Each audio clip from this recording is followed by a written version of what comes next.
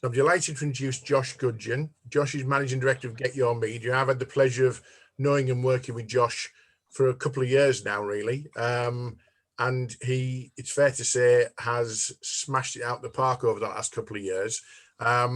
He's a professional videographer, and he's also a professional YouTube influencer.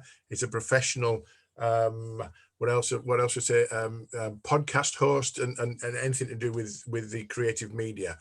But he's going to share with us today about creating engaging video like a pro on the thing that we have and we take for granted all day, every day, and we're attached to, which is a smartphone.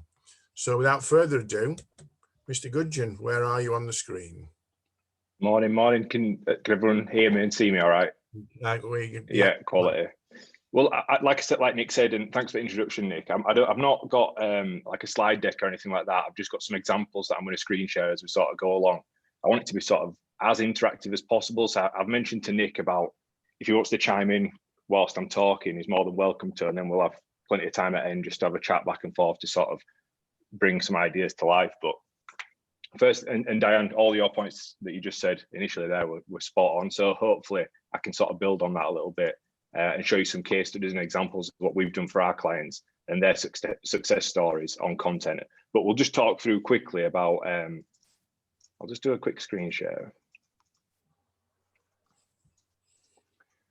So can everyone see that? Yeah. So I'm just screen sharing my Google Chrome. So this is our website, Get Your Media. There's a team of us here at the moment, and like Nick said, we've done really well since the first lockdown. We sort of had to move the style of the business around a little bit, but since then we've sort of doubled in size in last year. We've just got a new website on the way, so it's just a bit of a splash screen. We did have a website before. We're not one of them companies that are like, oh, I've got a website coming for the last 5 years. Like there were one up a couple of weeks ago. We've taken it down. We're getting one built. So we've got a 4-person team. We've got Leanne, who's our account manager. She deals with clients. I've got Liam, full-time editor, and Mike, a full-time videographer who works alongside me on site. And the first thing I sort of want to talk about is, before we start talking about how to create videos with your phone or a camera or whatever, is your personal brand and sort of your presence online. Because I think that's really important. I know a lot of people, we talk about headshots and the importance of what you actually physically look like online, but the consistency across platforms is really important. And that's where I've seen a lot of success using multiple channels to bring business in to Get Your Media. So if we have a look across my social media platforms, we've got LinkedIn, same headshot, YouTube channel, same headshot, Instagram, headshot, and every single one has got a point of contact on it, even on Facebook, a public Facebook page. And they've all got a substantial amount of followers, enough that people can now contact me on a public forum. And there's a definitive difference between my personal life and my professional life, and everything that you see on my public pages is strictly professional. So I just wanted to point that out there for those that might not sort of think too much into their headshots or their appearance and what their public profiles look like. I know a lot of people, when they're sort of starting to dabble in content and personal branding, they might have, pictures of the kids, or then there'll be a picture at a networking event, and there'll be this and that. Try make a clear line between your sort of professional life and your personal life when it comes to personal branding online. The next thing I wanted to talk about was physically making content. So I'll just get this back up on here. Stop sharing. When you're creating videos with your smartphone, obviously we could go into a lot of detail about how to create videos as far as like what settings to use and things like that. But the first thing I want to talk about is like framing a shot, because I'm looking at the grid here. And if you want to put it to grid view rather than if it's just me on the screen, if you just click it right, top right hand corner, you can see grid view. And Nigel Cliff's just gone because I was about to use him as an example. But Nigel, come back. But if you look at where I'm framed in this sort of picture here, I'm dead center. I've got a nice backdrop. It's not too bad. I'm well lit. Where I look at some of the headshots in here, and the camera level is lower. It might be off to one side. There's some people's heads just popping out. And when it comes to framing a shot, you want it to be at eye level.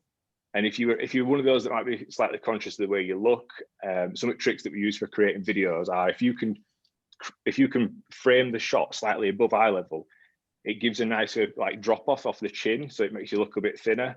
And these are like little tips that really do work, and we all use them just to try and get as complimentary as possible. Josh, And you said I could chip in. How high up does the crane need to be for me then to help me to reduce that sort of level? 180 degrees, mate. Just put it on top of your head.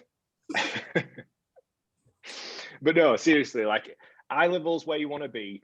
A lot of people, you'll see them making videos in the cars and whatnot, and they might be sort of low down or up here or out at window, but aim for eye level. And I'd say the same for all your Zoom calls as well, because it just looks a lot more appealing. It looks a lot nicer. So if you can get something to get your computer on a stand or anything like that, you know, it'll come across a lot nicer. And Nigel Cliff is back, right? So look at Nigel's framing. I know that he works with Ryan Mulhern a lot, but if you were going to create a set to make a video, that's about as perfect as it gets. He must be in front of a window. He's got natural light on his face. He's got a nice little backlight in the corner, and it's a really well framed shot.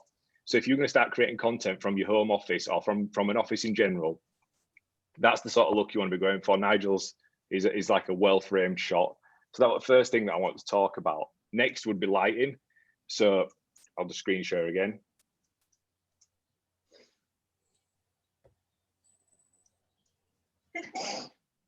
Does it come up, Josh? Yeah, I'm doing it now. Yeah. So I've got a video on my YouTube channel, best lighting for YouTube videos, but this is across the board. And what I've got on this video is a couple of examples of different types of shots. So obviously, if you're not going to go out and investing in lighting, you want to be using what you've got around you. So as Nigel's probably using, like I said, he'll have a window straight in front of him, and he'll be using that to cast a nice soft light across his face rather than a harsh light, which gives a nice skin tone, nice complexion, and it's just much more appealing to the eye. So I'll put a link to this video in the chat when we've finished. But in this video, there's a guy called Mike Winnett. You might have seen him on LinkedIn. He's got a YouTube channel. I went over to him and helped him create his new set. And I've got 3 examples of different types of lighting here. So this one you can see it's what they call a beauty light. And we've got what you would use as a window, a key light straight in front of him, just above the camera, which gives a really nice soft tone to his face. We're not trying to get fancy. It's just dead simple. That's exactly what Nigel Cliff has got now. He's got a soft light on his face. He's the subject of what would be his video.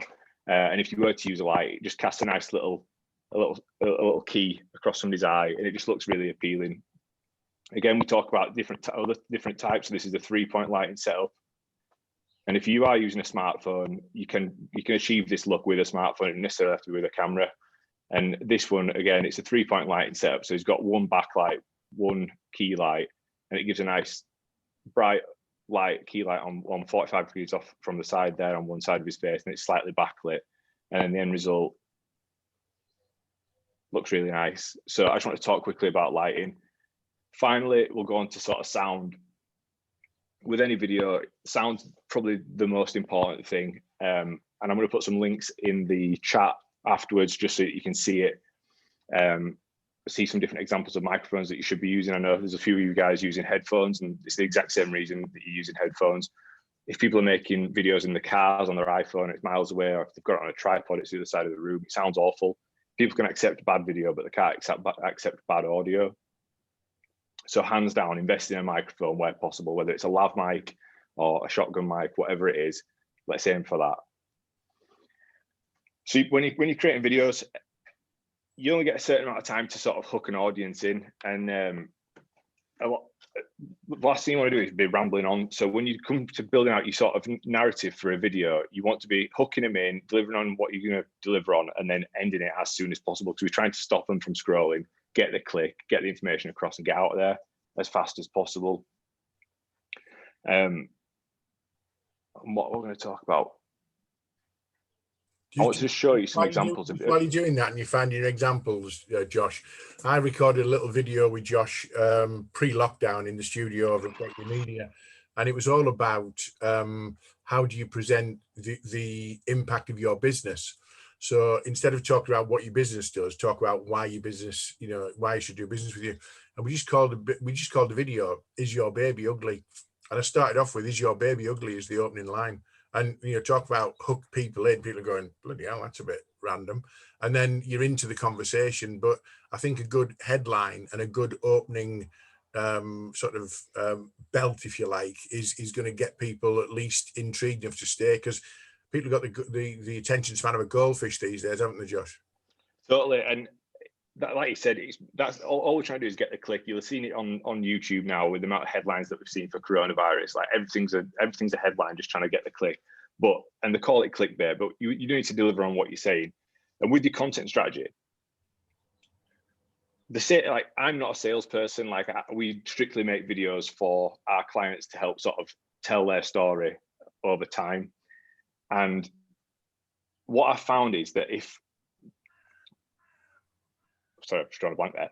What I found is if you want to deliver for your clients, deliver for yourself, you need to cover them areas that Diane was talking about this morning. So we want to be doing testimonials, we want to be doing case studies, and I'm going to show you just on this one up here.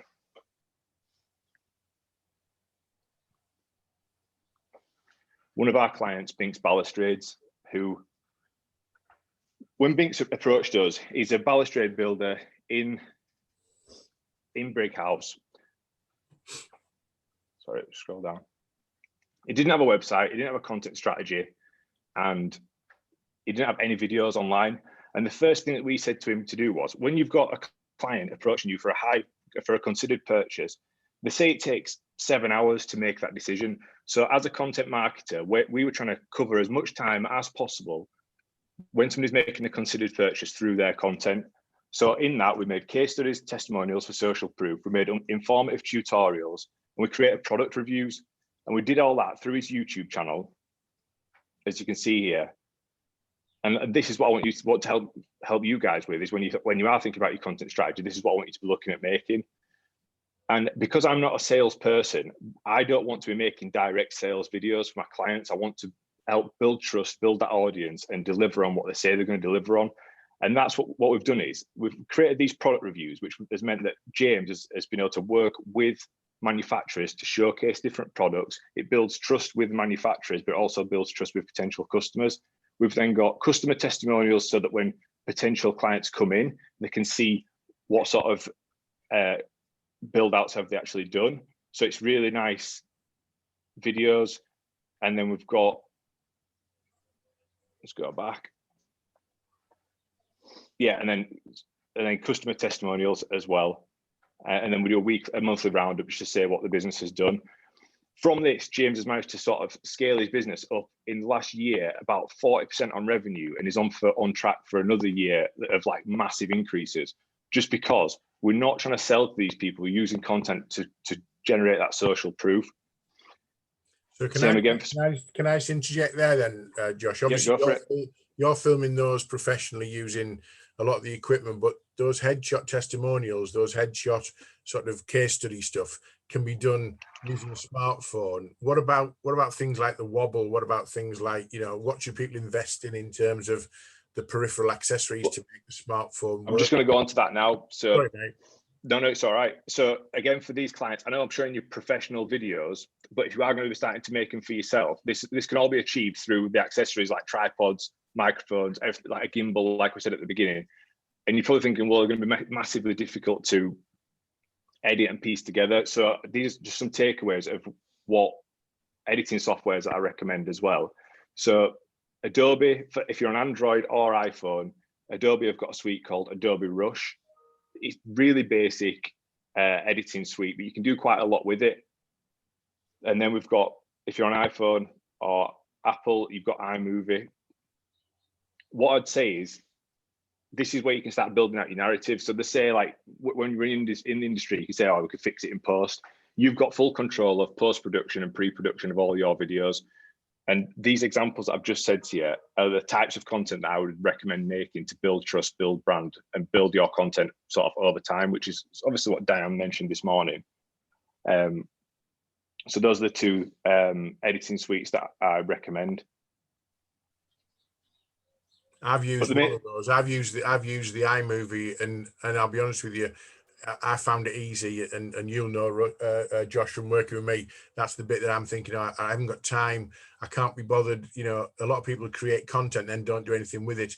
It's pretty quick, it's very easy, and it's quite intuitive, isn't it, as a piece of editing software. So there's no reason why you should just leave your content sort of sat on your iPhone or sat on your hard drive, really, because you can edit it quite quickly and effectively on on that one. I haven't used the other one, but I'll have a look at the Adobe one as well. Not all, and back to what Diane said. Once you have actually sort of built out your content, you can build blog posts. So repurposing your content. So if you did a case study, even if you filmed it on your phone with a client or whatever, put it on your website as a blog post or as a video, as an embedded video. Share it across your social media platforms. So look at sharing it across Facebook, Instagram, Twitter, LinkedIn, wherever your audience is. And again, that's a whole other story in itself. It's like where your audience actually sits. Josh, just a quick question from somebody about that.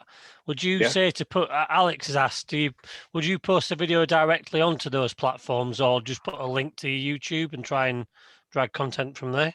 Always, like for me, I mean, Nigel's an expert at LinkedIn, but for me, if I know that I need to get eyes on, I will always natively upload any piece of content to that platform, because they don't want you to take, no matter where you are, they don't want you to go from Instagram to YouTube or LinkedIn to YouTube or vice versa.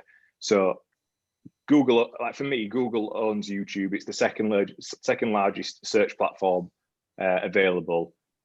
Always get on. I'd recommend anybody set up a YouTube channel, get your content on there, get your SEO, get your tags done. But yeah, upload natively across all channels is my recommendation.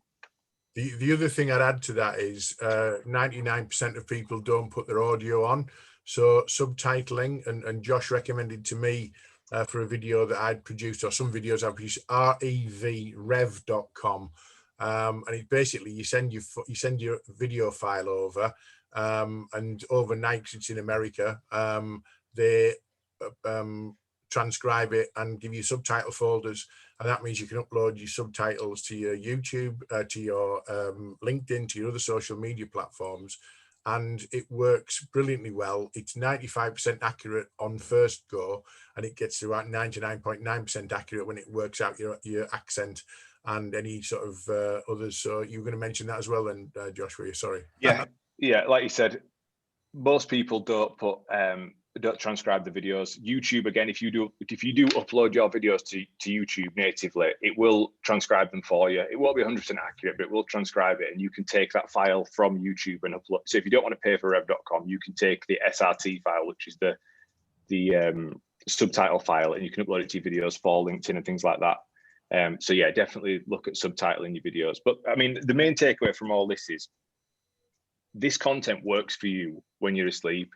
It's totally like, it's a long-term thing when you are building out video content. It's a long-term strategy, but it delivers so much over time. And I've seen it time and time again with all our clients. You know, it builds that authenticity, it builds that trust. And I found personally, and what I found with my clients is, I'm not the best public speaker. You know, I much prefer making my videos and talking to a camera and taking that time in the edit to put my information out there.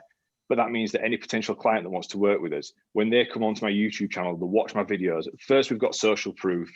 You know, it's week in, week out, I'm releasing videos on how to, like, we've got how to make videos, how to shoot videos, how to light videos, how to improve your audio. And then we've got behind the scenes vlogs, so you can see who we work with, why we work with them. You can meet the team, you can see everything.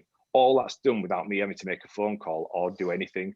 So when the customer or client is looking for a company to work with, they're sort of going down this path, this customer journey, and they're sort of like self-qualifying themselves that they want to work with us. So when they do pick up the phone, they're ready to buy. There's never, how much is it, or the haggling on price. Like, they've already bought into me, my team, everything that we do. So they're like, we want to work with you. And like, some good news stories that I've had from that, and they've come from LinkedIn and from YouTube, is I had a company last year who were watching me, a marketing agency from down in London, and they'd watched all of the content that we released all year and said, right, we've got the Badminton World Championships coming up. We want you to deliver the content for it. You know, here's the quote that we've got from another agency. Can you beat it? Because we want you to do it. And I said, I can't really beat it, but I can definitely match it.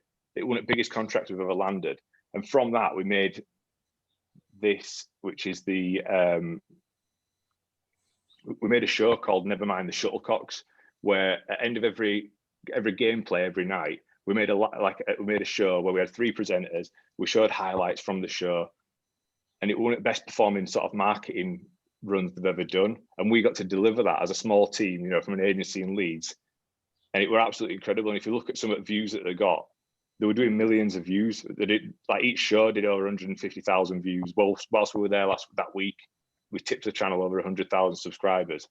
And this all happened, and they'd self-qualified and self-converted. And I didn't even know that they'd been watching me for last year. So what I'd say is, be authentic, be consistent. As Diane said, it does take time, but just really put that effort in.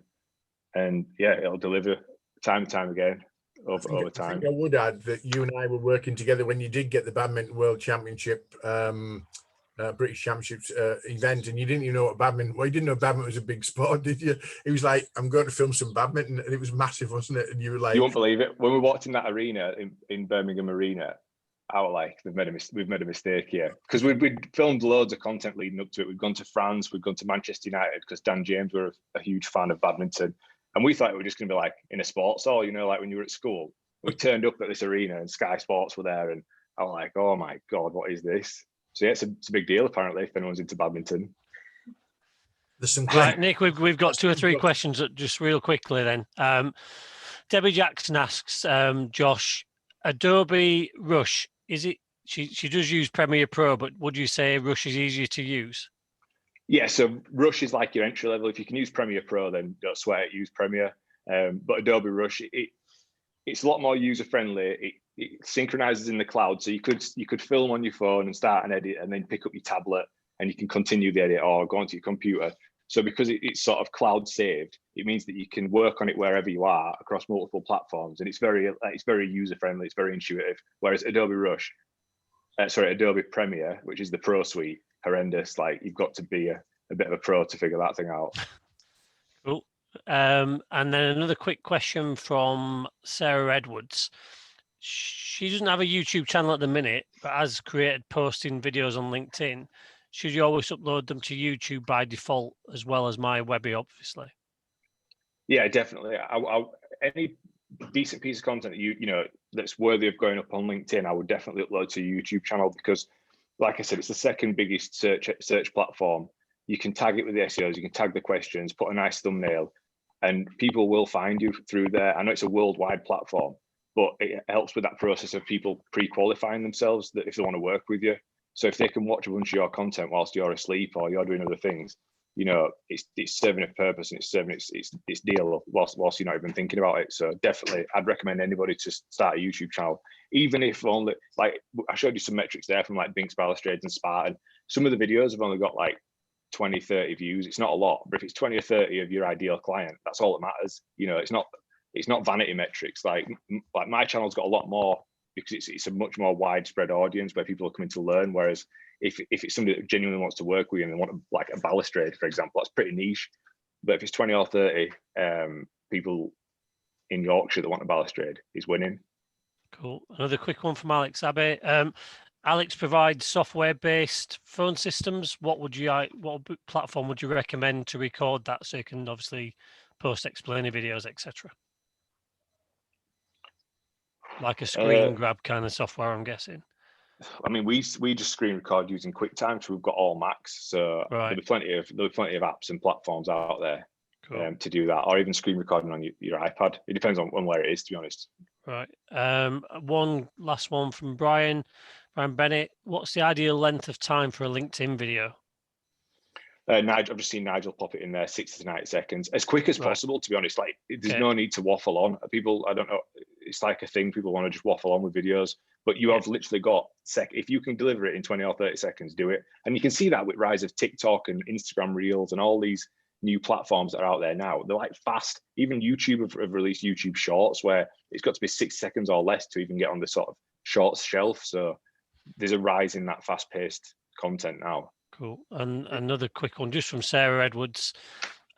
Any pointers on starting a channel on how to optimize it? Is that something you've got on your YouTube already, Josh? Yeah, there is. There's some videos on there about SEO, and I'll put a link in. There's loads of videos about that. But yeah, just get your cover photo, get your header photo.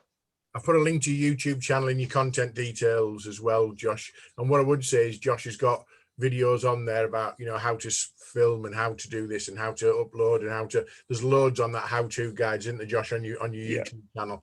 Diane just said, I need to get in touch with you, Josh. I think she wants a game of badminton, mate. So we'll just we'll leave it at that. I'm just going to share the screen with your contact details, and obviously you can get in touch with each other on that basis. So Josh, thank you very much for that. Josh's contact details there with his YouTube channel. All of this will be posted in the groups that we have. Josh has also been a guest and a host on my Impact Sessions podcast, which again, there's a link.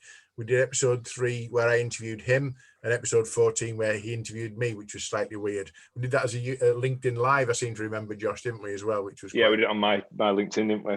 Yeah, we just jumped on it at 5 o'clock on a Friday when we had sadly nothing else to do. But there we go. So additional resources just for the end of the session. Don't forget to put your URL in the chat for your LinkedIn, and what we'll do is we'll scrape that and share that with everybody in the group. A copy of the chat will be available to those who have technical issues.